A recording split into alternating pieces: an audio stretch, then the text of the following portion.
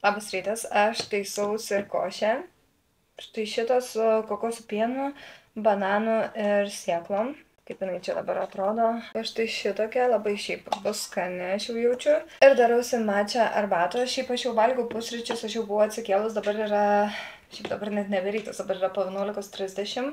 Šiandien pasidažiau, nes norėjau jaustis geriau, nežinau. Kažkaip aš kai ligoniniai dažydavus ir galvoju, čia reabilitacijai dažysis, nes vis tiek per dieną sutinki daug žmonių ir aš pati jaučiuosi taip geriau, tai toks mano sprendimas, prisivežiau kosmetikos. Dar reiks ir filmuot, nes prižadėjau jums padaryti visokių makiažo video, nes dabar turiu gan daug laiko, žinot. Mano tvarkaraštis atėjo, tai bus man daug vandens procedūrų, ta prasme, ne tai, kad procedūrų, bet vandens mankštų. Bus daug sporto. Šiandien buvau aš vonelėse, kojų vonelės buvo man 8 ryto, tada man buvo sportas ir tada vėl eisiu į sportą už valandos su trupučiu ir tada jau bus man pietus ir toliau the rest of the day bus laisva. Tai aš išnaudosiu tą dieną ir paeditinsiu jums vlogą, nes šiandien yra gruodžio 1, tai mano vlogmas išeina. Ir eisiu į lauką pasivaikščioti, nes vakar nebuvau laukė, nu tik šiek tiek, kol atvažiavam ir šiandieną nebuvau, tai mano tikslas iš tikrųjų kiekvieną dieną eiti lauką, nes vis tiek į lauką prisivaikščioti reikia. O man labai kažkaip skauda čia galvą ir apie tą galvos skausmą. Kai aš vakar nuėjau pas daktarę užsirašyti programą, pasakiau apie tą savo galvos skausmą. Man dažniausiai skauda vieną pusę, tai man skauda akiduobė čia ir taip vieną pusę, žodžiu, galvos. Ir jin man pasakė vieną dalyką ir man tada viskas buvo aišku.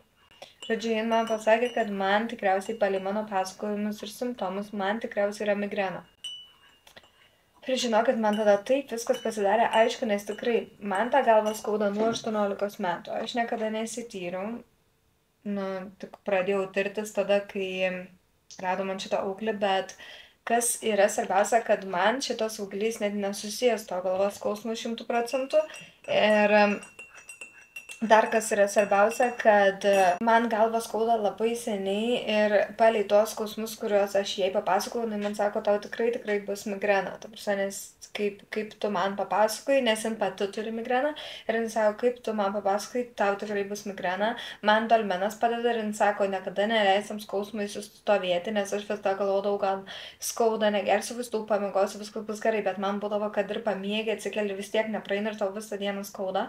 Tai jin man išrašė receptinių vaistų nuo migrenos, kuriuos aš pabandysiu, arba sakė gerti dolmeną, jeigu man padeda, tik nepiknaudžiauti, nes skrandžiai gali būti blogai. Žodžiu, man viskas pasidarė taip aišku ir aš pagaliau bent jau žinau, nuo ko man skauda tą galvą ir dabar galėsiu pasidomėti daugiau apie migreną ir galbūt natūraliais būdais kažkaip aš galėsiu su juo kovoti.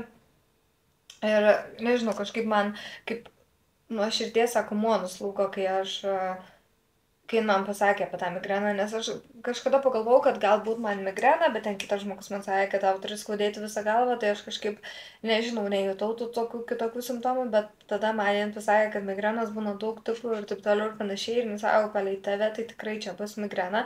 Aišku, aš gal dar nueisiu pas neurochirurgus ir išsitirsiu, kad tikrai diagnozuotų, bet jo, man atrodo pagaliau aš atradau, nuo ko man tą galvą skauda visą gyvenimą ir kažkaip ramiau dabar pasidarė.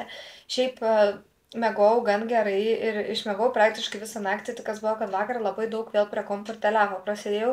Tuo pasekoju, man šiandien tokia kaip skauda galva, tokia visa akis tokia skaudžia, žodžiu. Tai ką aš darysiu po sporto ir kai pavalgysiu, eisiu prasivaikščioti lauke ir tada galbūt pamiegosiu kokią valandą. Dažniausiai aš privengiu miegoti pietų vien dėl to, kad aš žinau, kad jeigu aš pamiegosiu, man naktį bus sunku užmigti. Bet kai aš dabar einu miegoti, jeigu 12 valandą, tai viskas bus gerai. Rytoj šeštadienis bus laisvau, bus tik 2 procedūros. Sekmadienis bus laisvas, išvis tai tikriausiai atvažiuos brolis ir galbūt dar nusiveš mane į Trakus, nes čia netoli. Labai seniai aš ten nebuvau, esu.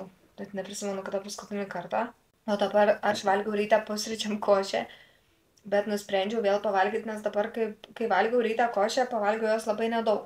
Tada vaikščiau laiptais pirmyn atgal, žodžiu, čia į 6 aukštą ir išėjau sportuoti. Ir man labai pradėjo suktis galva, padarau pratimą ir sukas galva. Tai man atrodo, kad man trūksta šiek tiek maisto, man trūksta energijos. Tai aš dabar pavalgysiu, vien dėl to kad dar man iki pietų realiai 2 valandos.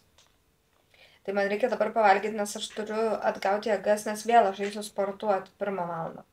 Šiaip labai faina, nes pagaliau aš taisyklingai atliksiu pratimus ir žinosiu, kaip sportuoti ir galėsiu toliau sportuoti namie.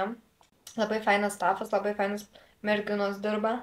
Labai man viskas čia patinka. Ir maistas patinka. Ir žinokit, labai gerai, nes, pavyzdžiui, atsimenu, aš kavos negalėdavau gerti be cukrus. Tada prisiverčiau gerti kavą be cukrus. Ir kažkaip transformavausi tą, kad skanu kava be cukraus. Tada aš labai daug druskos valgydavau visuose patiekaluose. Labai viskas sūri. Tada po ligoninės, nes kai po operacijos ligoninės maistas toks mažai druskingas būna, žinot. Ir aš atgavau tos skonių receptorius ir dabar, pavyzdžiui, valgau šitą košę ir duodu 100%. Prieš 3 savaitės ar 4 man būtų tokia be skonio, reikėtų saldumo, bet dabar aš kaip po operacijos tas 3 savaitės nevalgau cukraus. Nu, ten, tarkim, buvau suvalgius ten bandelę ar kažką, nu, kur yra cukraus, bet jokio, ir juodą šokoladą aš valgau, ne, kur yra cukraus, bet jokių ten tų snickersų, visokių batonėlių, jokio cukraus į kavą, niekur nededu cukraus, žodžiu. Ten, jeigu ką nors saldinu, tai tik natūraliai su vaisiais. Nu, apie košės aš čia kalbu. Ten arba medum. Ir taip, pavyzdžiui, mačą dėdavau medus, o dabar geriu tiesiog mačą su pienu. Tai žodžiu, to tokio cukraus per daug nededu. Jokių tortų pyrago, nu buvo, čia suvalgiau 2 bandelės su cinamonu. Tai va, bet jokių tortų pyrago, nu, stengiuosi privengti to cukraus. Tai dabar tikrai valgai ir jauti tą tokį tiesiog produktų skonį ir visai man patinka. Čia, pavyzdžiui, toje ligoninėje irgi, kai nueini, tau paduoda maistą ir jis yra suporcijuotas ir jis yra toks dėtiškas, tarkim, ten sriuba be grietinės, be prieskonių tokių aštrių, be cukraus, nu žodžiu.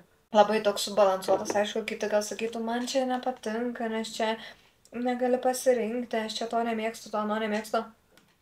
Bet žinot, ką aš pasakysiu? Tas maistas čia ir neturi būti kažkoks tai viešbutis poilsinis, čia yra viskas subalansuota, yra viskas, kad tau būtų gerai, kad tavo sveikata būtų geresnė, nes, pavyzdžiui, kad tu atsistatytum greičiau, nu žodžiu.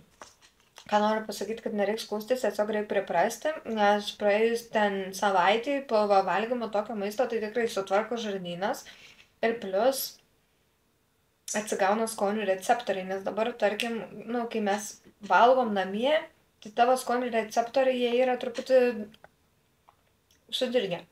Vien dėl to, kad mes prisidedam daug prieskonių, cukrų ir taip toliau panašiai, ir tada maistas nebeskanus, nu, žodžiu, paprastas. Bet kai tu nustoji naudotas visus dalykus, praeina kokią savaitę ir tikrai tu valgai ir tu jauti tokius kitokius skonius. Tai noriu pasakyti, kad pripranti ir taip geriau sveikatai. Einu pabaig valgyti.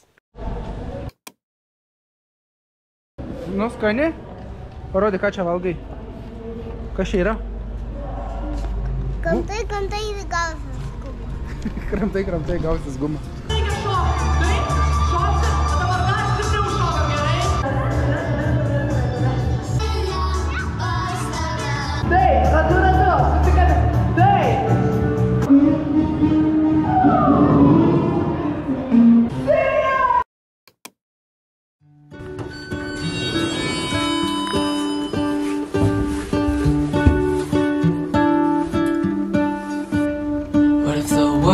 Had more of your smile.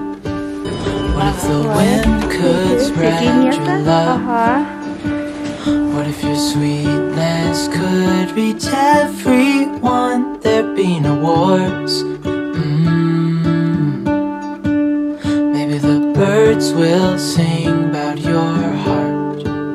Maybe the trees will whisper the word. Maybe the sun will spread your joy to the ones who lost their hope.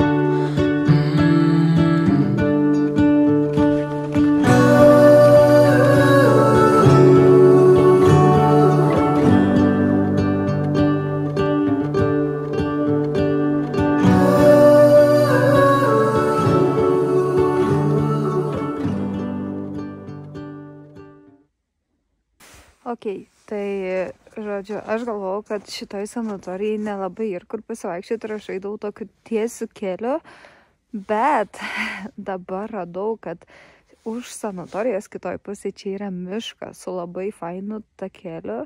Kadangi rytoj yra sekmadienis, atvažiuos brolis, mes varysim gal į Trakus, nežinau, kažkur pasivažinėti, tai nelabai turėsiu laiko. Kadangi tamsta labai greitai, bet kai kuriomis dienomis mano visas ten treniruotis, viskas baigėsi 2 ar 3 valandą, tai aš tikrai eisiu kiekvieną dieną čia į tą mišką pasivaikščioti. Dabar išėjau biški vėlai, šiaip šiandien 1 valandą man viskas pasibaigė, bet aš prie kompų sėdėjau, namelį buvau, kambariai buvau, tai nesugalvojau išeiti pasivaikščioti anksčiau ir kai išėjau, va dabar jau sutema, o čia nėra apšvietimo tam miške, tai nelabai faina eiti. Šiaip tai nebaisu eiti mišką, nes čia tik žmonės iš reabilitacijos eina jaučiu, nebent kažkas atvažiuoja, bet nemanau čia pasivaikščioti, o šiaip daug kas čia vaikšto su lasdelėm, tai irgi nelabai eisi mišką, tai čia taip labai quiet.